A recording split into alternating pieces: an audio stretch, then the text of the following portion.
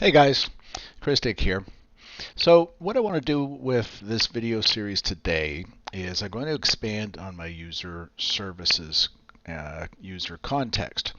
And in particular, what I'm looking to do here is make this context more generic and more available for other applications to use.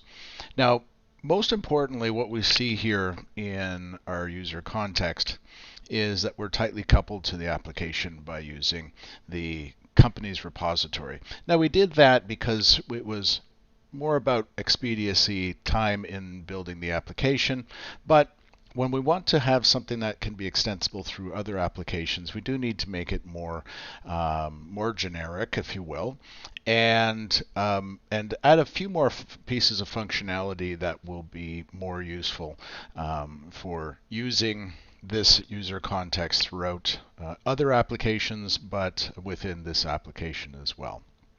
So let's go ahead and make those changes now. One thing that I'm going to do here is this is currently called user context. I'm going to change this to base user context just so that I know it will always be referred to as the base, not the actual implementation. Now the next thing that I'm going to do is make this an abstract class. By making it an abstract class, it makes it so that you don't instantiate this context. That's not something that you want to do in this case. What you would generally do with a generic is build your implementation on top, and that way you can remove some of those generic arguments like tuser and tuserkey. So let's go ahead and make a user context that inherits from base user context. So in this case, we have a class. I'm going to call this user context. It is going to inherit from base user context, but we're going to provide the application user and key in this respect. So by doing that, we just eliminate some of the arguments that go along with this.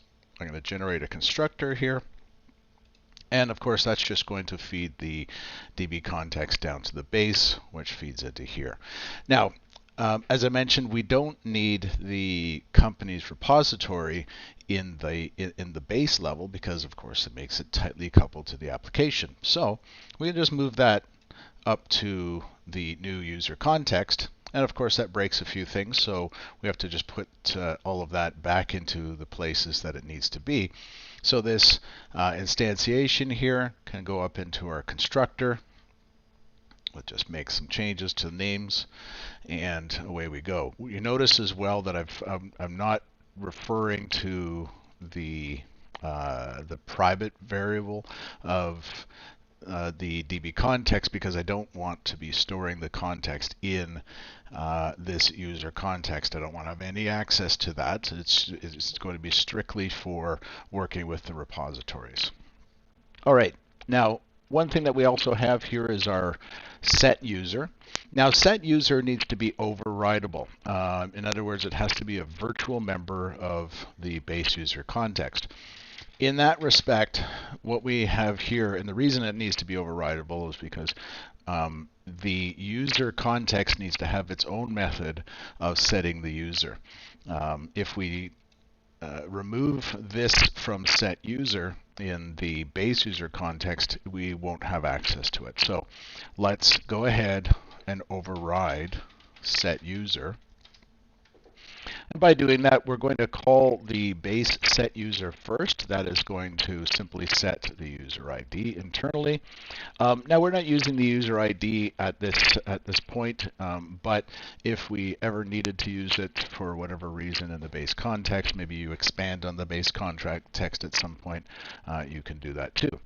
So from here, we are going to move our reference to company's repository set user up to the set user. And moving down, We are not exposing our get user ID. That's going to be something that's a private function, and we created that before so that we would have availability to access that ID within the user context, and generally we don't need to access it from anywhere else. The next thing we're going to do here is take this property and move it up to user context. All right. So with that, we have everything we basically need for our user context. In particular, we have a constructor that will allow us to construct this or instantiate this. We have our set user that allows us to set user on the user context and filter it down to the base. And we also have set user for our repository. Now there's a couple features that I did want to have available in my base context. One of them is very similar to the way a DB context would work with the set function. And by set function, what I want to show you here is something like this. Set. So something like this set, what it does is it brings back a queryable, and it really just looks up using reflection. It looks up this type in all of the DB set tables or properties that are in the DB context. What I want to do is have a function, because I'm going to make this much more generic in that I will refer to certain repositories rather than calling it company's repository. What I want to do is I want to say, here is the type of repository, and you're going to see how this functions later on when we reuse this function in a controller sense. You can see how we've used it in our controller up here, but we've been very specific about how that works. So we say companies, but if I had a method that said repository and company repository, it would return companies naturally just by the naming convention. So I really like doing that sort of thing, so I'm going to add that into my user context now. So when we think about what this function actually does, is we are looking to return a generic, because we don't really know what it is, but we do know because we're going to be specifying it. We're going to call this function repository, and it takes a parameter of tRepository. It has no additional parameters there. But what we're looking for here now is, and I should just set the where here, just so we have that, where tRepository is a class. Now tRepository later on will be a little bit more strict, but at this moment, all we're looking for is a class that represents whatever tRepository is. So with this, what we are going to do here is we're going to look for any property that has the property type of tRepository. Now, you may be wondering why we're putting so much effort into this, and at the point when we actually start to see this come together in using building generic controllers, you will definitely see how valuable it is, because anything that we can boil down and take out of the top level controllers, the more efficient we can be, and obviously less code that we're trying to manage.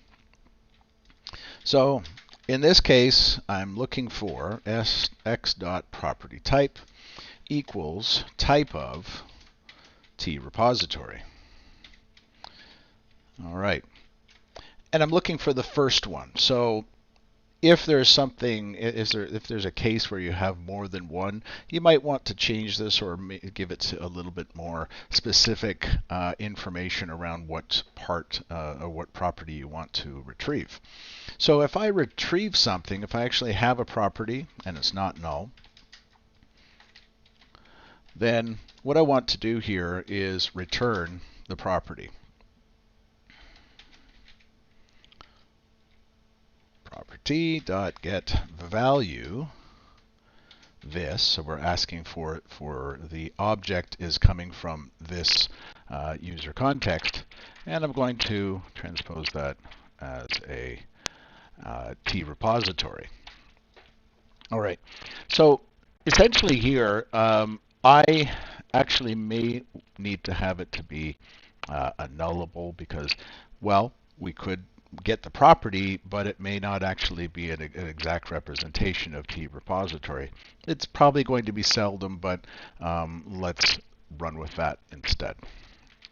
Okay, and now if we don't have something, we're going to just return null.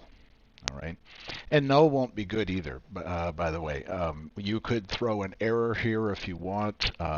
You know, but again, if you're asking for the right thing in this case, you shouldn't have many issues when you're calling this function.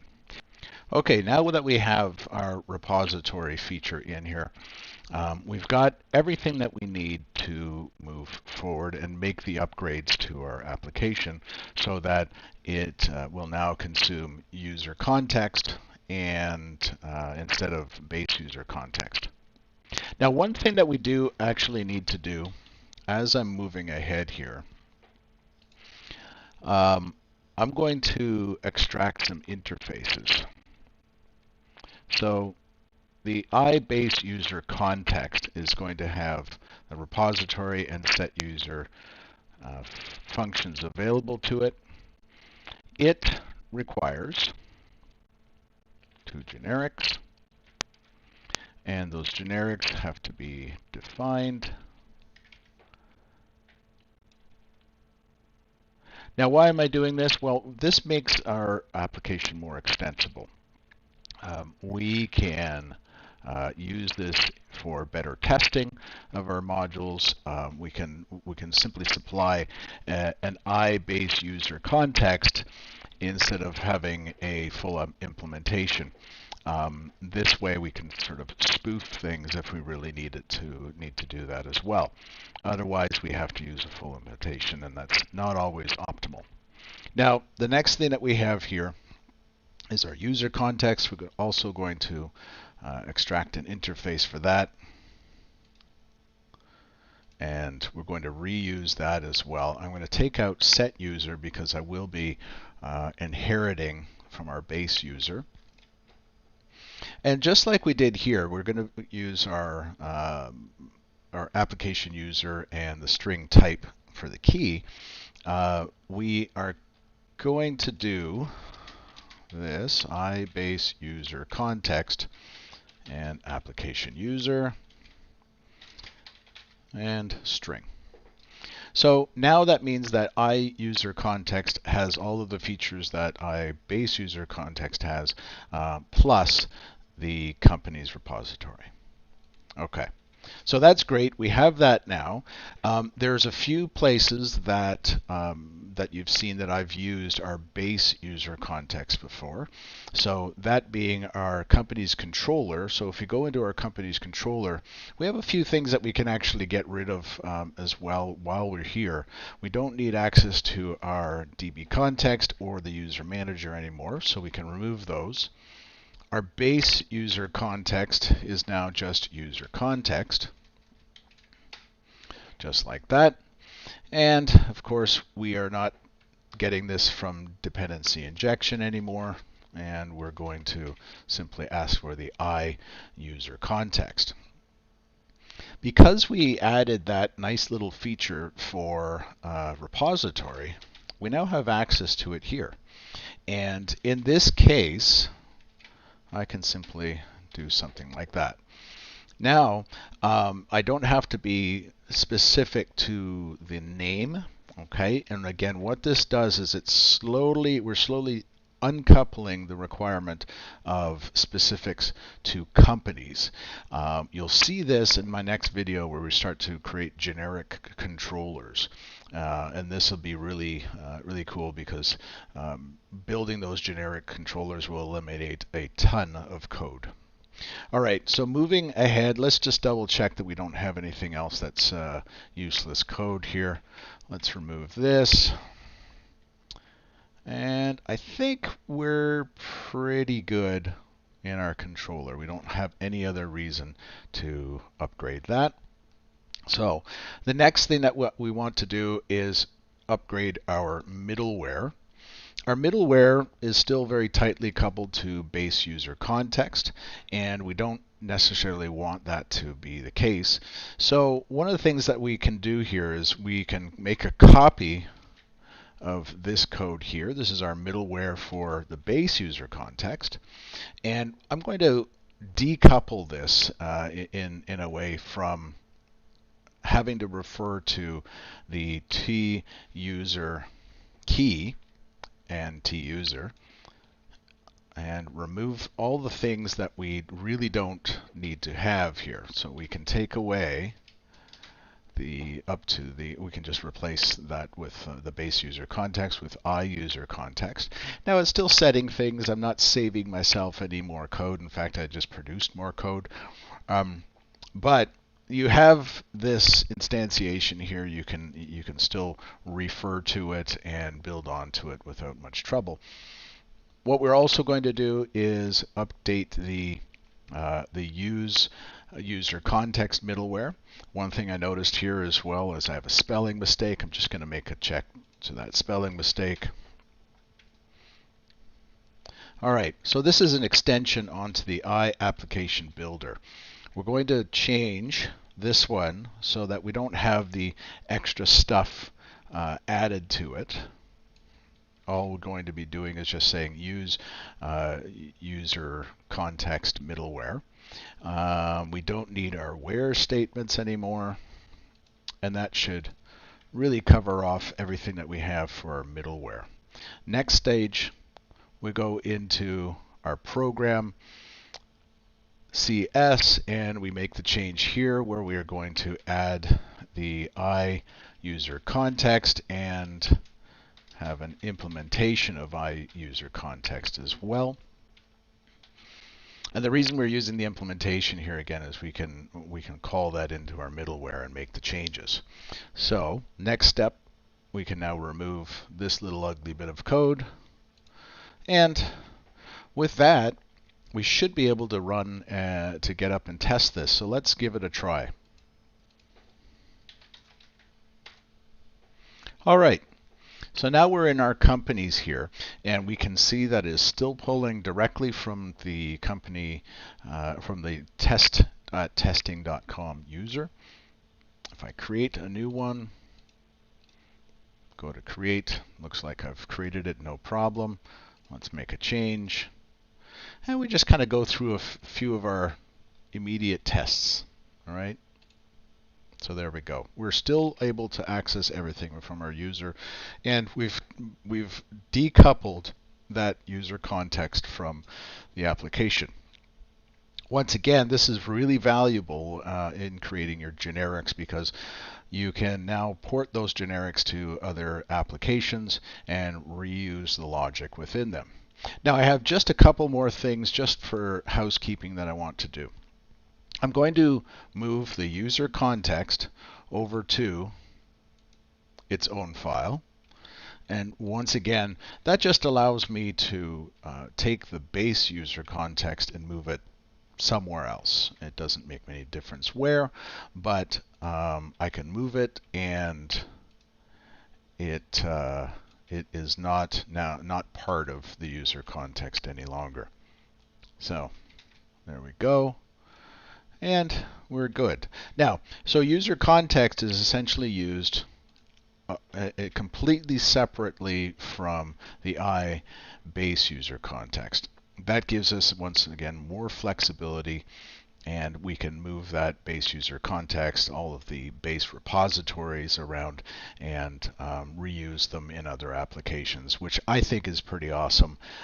There's some really cool opportunities that we can do.